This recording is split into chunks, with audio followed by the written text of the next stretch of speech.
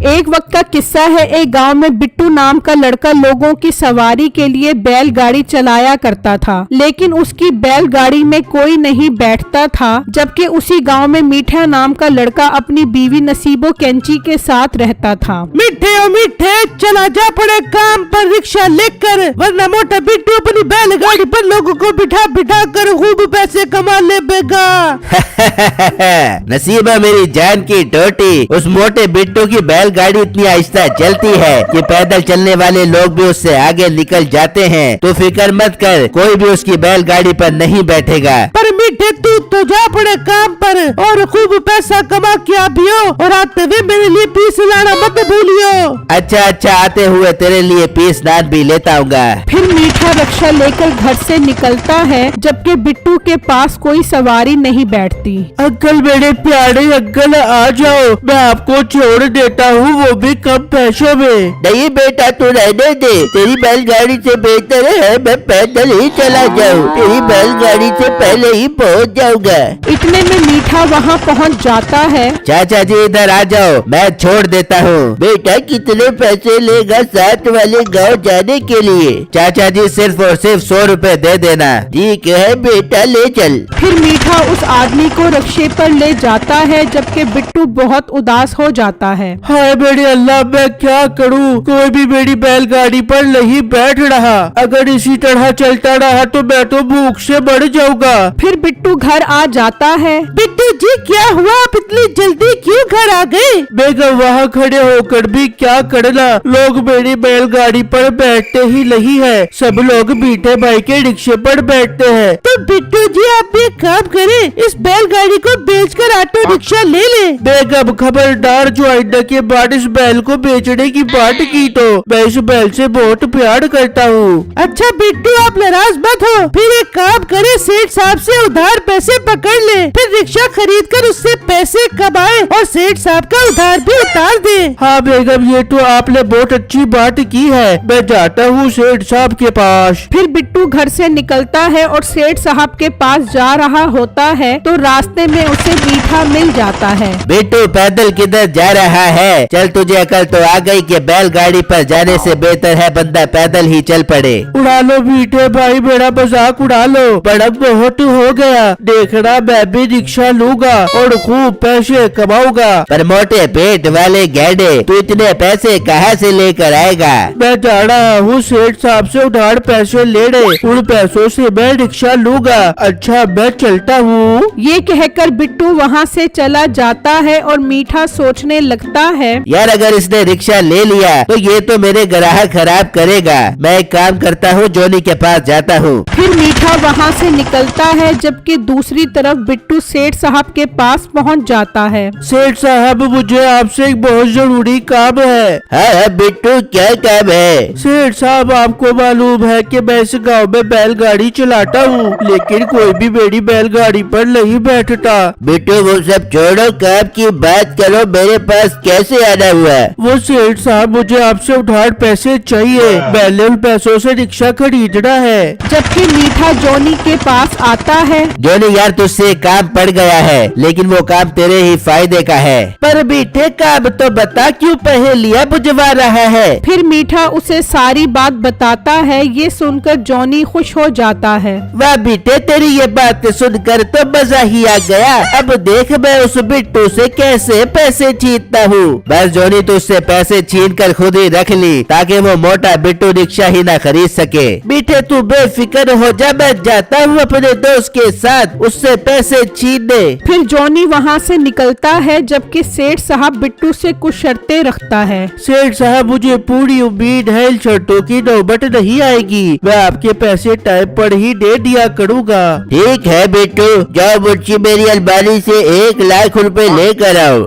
सेठ के घर के बाहर जॉनी और उसका दोस्त छुपे होते हैं। जॉनी वो लड़का अभी तक आया नहीं, हमें और कितना इंतजार करना पड़ेगा। यार वो बस आने ही वाला होगा। इतने में बिट्टू पैसे लेकर सेठ सेठ के घर से निकलता है। यार वो देख, वो बिट्टू आ गया, चले इससे पैसे छीनते हैं। बिट्टू पैसे लेकर जा रहा होता है तो वो बिट्टू के पास आ जाते हैं। चलो लड़के, ये पैसों का बैग हमें दे दे। भाई मैं आपको ये क्यों दूं, आप कौन हो? यार मुझे लगता है ये पैसों का बैग ऐसे नहीं देगा, इसकी टांगे तोड़नी पड़ेगी। भाई मेरे साथ ऐसा मत करो, मैं बहुत गरीब इंसान हूँ।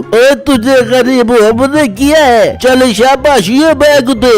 बिट्टू डर जाता है और वो बैग दे देता है और वो चोर बैग लेकर चले जाते हैं। इस तरह कुछ दिन गुजर जाते हैं तो सेठ बिट्टू के घर आ जाता है। बिट्टू तुमने बहुत दिनों से पैसे नहीं दिए, इसलिए मुझे खुद ही आना पड़ा। वो सेठ साहब मेरे साथ बहुत बुरा हुआ है, मैंने जो पैसे आपसे उधार लिए थे वो चोर मुझसे छीन कर ले गए। बिट्टू मुझे कोई बहाना नहीं सुनना, तुमने अपनी शर्तें पूरी नहीं की एक भी, मुझे तुम्हारी बैलगाड़ी लेकर जाना पड़ेगी। नहीं नहीं सेठ साहब, आप ऐसा मत करें, मैं इस बैल से बहुत प्यार करता हूँ। आप मुझे एक हफ्ते का टाइम दे दे, मैं थोड़े थोड़े करके आपके सारे उधार वाले पैसे उतार दूंगा। ठीक है, सिर्फ एक हफ्ते का टाइम है तुम्हारे पास। फिर सेठ वहाँ से चला जाता है तो बिट्टू की बीवी कहती है, बिट्टू आपने एक हफ्ते का टाइम तो लिया है, पर आप कहाँ से पैसे देंगे? बेगम मैं इस बैलगाड़ी पर जाता हूँ रोजी करने के लिए। पर बिट्टू आपकी बैलगाड़ी पर तो कोई बैठेगा ही नहीं, सब मीठे भाई के रिक्शे पर ही सफर करेंगे। बेगम हमारे पास और कोई रास्ता भी तो नहीं है,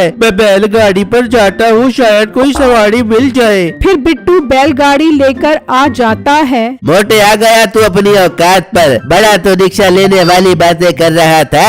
बिट्टू मायूसी में सब बातें सुनता रहता है तो दो औरतें आती हैं। बाजी इधर आ जाए मेरी बैलगाड़ी पर, मैं बहुत सस्ते में आपको छोड़ दूंगा। नहीं नहीं, हमने बैलगाड़ी पर बैठकर देर से नहीं पहुंचना, हम रिक्शे पर जाएंगे। रिक्शे वाले भाई, हमने इस गांव के सरकारी अस्पताल में जाना है। ठीक है ले चलूंगा, पर 150 रुपए लगेंगे।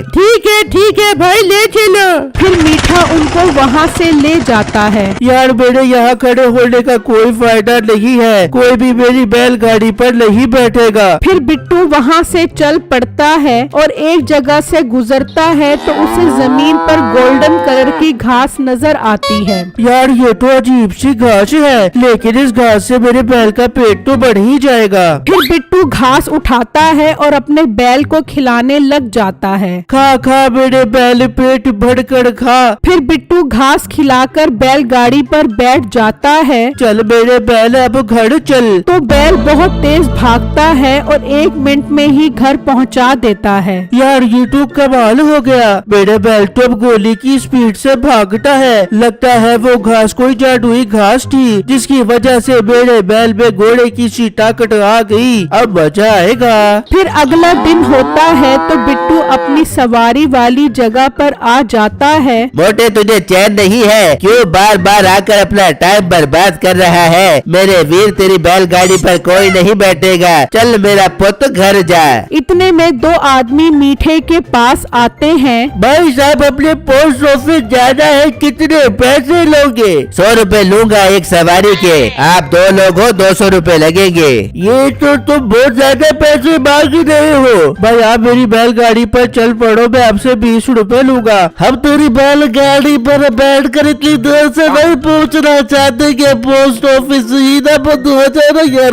भाई आपको इस रिक्शे से जल्दी पहुंचा दूंगा, अगर ना पहुंचा सका तो आप 1 रुपया भी मत देना। चल यार एक काम करते हैं, मैं इस बैलगाड़ी पर बैठ जाता हूँ और तू रिक्शे पर आ जा, इस तरह हमारे 120 रुपए लगेंगे। फिर एक आदमी रिक्शे में बैठ जाता है और एक बैलगाड़ी में। फिर मीठा सवारी लेकर चला जाता है। चल बैलगाड़ी वाले चल, अब तुझे वैसे भी बहुत टाइम लगेगा पहुंचने में। नहीं भाई टाइम नहीं लगेगा, अब देखो मेरी बैलगाड़ी का कमाल। चल मेरे बैल चल। फिर बिट्टू का बैल बहुत तेज भागता है और मीठा पीछे ही रह जाता है। यार ये इसके बैल को क्या हो गया, तो इतना तेज भागने लग गया है? अब जॉनी के पास जाकर इस मसले का हल निकालना पड़ेगा। फिर मीठा जॉनी के पास आता है और उसे सारी बातें बताता है। मीठे तो फिक्र क्यों करता है, मैं आज रात ही अपने दोस्त के साथ जाकर उसकी बैल चोरी कर लेता हूँ। फिर रात होती है। जॉनी और उसका दोस्त बिट्टू के घर आते हैं और उसकी बैलगाड़ी पर बैठ जाते हैं। चल बैल निकल यहाँ से।